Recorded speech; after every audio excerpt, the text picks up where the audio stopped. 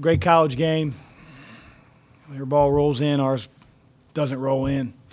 There's certain things that we could have done better, but tough day. Coach, Creighton got his first start of this season. Were you looking for a different kind of energy or something with having him start the game? No. Next question. We just started those 5 guys. Seems like turnovers have been a troublesome stat in the last game and a half, 2 games.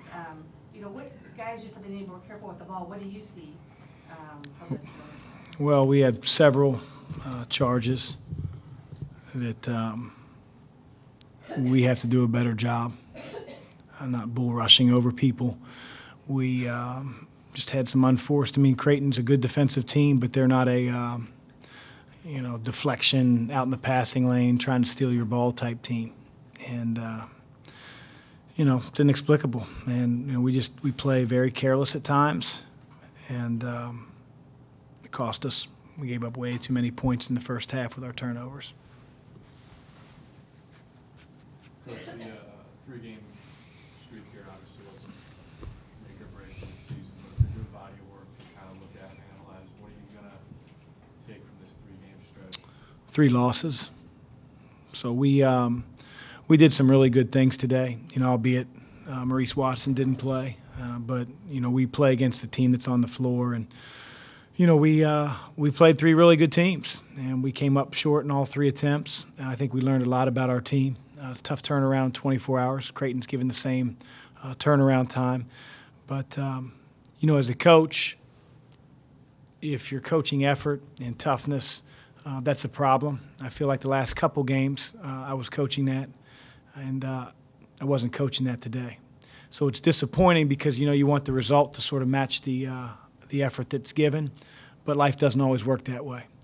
And so we take the good with the bad, and I don't want to be that coach that says one thing and then is another and starts screaming at our guys for not giving effort when they gave great effort. Our execution wasn't the best. We let Patton get behind us on a couple ball screen rolls and made a couple huge tip-ins, and we got to make our free throws. But free throws aren't effort-based.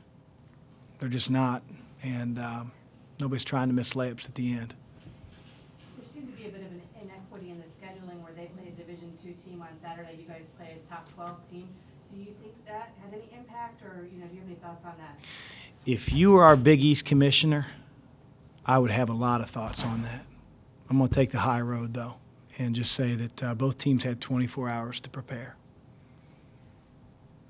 Chris, would you have liked to have seen Edmond look to score more earlier in the game than he did?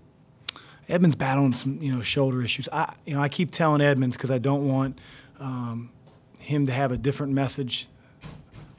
I want him to do what the game tells him to do.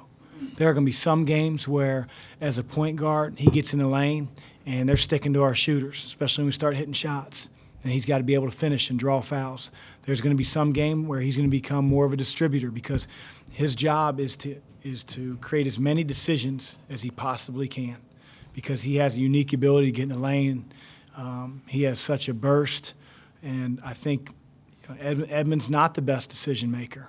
And that's why, I think at times he doesn't play to what we all feel are his capabilities. But it's my job to keep teaching him. If he slows down a little bit, the slower you play, the easier the decisions become. And that's not how Edmond's always played. So I wouldn't trade him for the world, for anybody in our conference. He's a caring kid. He's a smart kid. He's going to continue to get better, but I don't care how many points he scores. He's going to have some games where he gets 20, and some games he has 8. As long as our team wins, that's all that matters.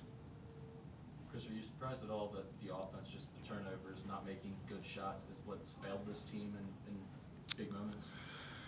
I don't know. You sort of try to – coaching's fixing, and, you try to fix the problem. I don't necessarily go into a season saying, hey, I anticipate this being our issue. I think one of the things that we really talked about going into the year in losing Jalen and James was are we going to have the ability to rebound in the Big East? And I think we've answered that, but we have to do a better job of ball security and being able to execute. And again, today I thought we got some good looks down the stretch. I did. And nobody's trying to miss shots. If one of those rolls in, you're telling me how good our team is and, what a bounce back win. So, is what it is. Coach McDermott said they wanted to leave your post guys one-on-one and make sure they weren't leaving any shooters. Is that teams not having to honor the post as much as you? Is that putting more pressure on the perimeter guys? Well, it works two ways. It works, number one, I deal with our team, and that is we don't throw the ball enough inside. And we did a lot better job today. And so we got to gain a trust with the guys that are in the post.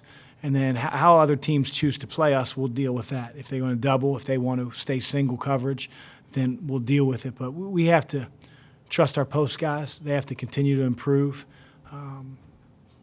Our post guys can score better than they've scored, but we haven't given them a whole lot of confidence up to this point.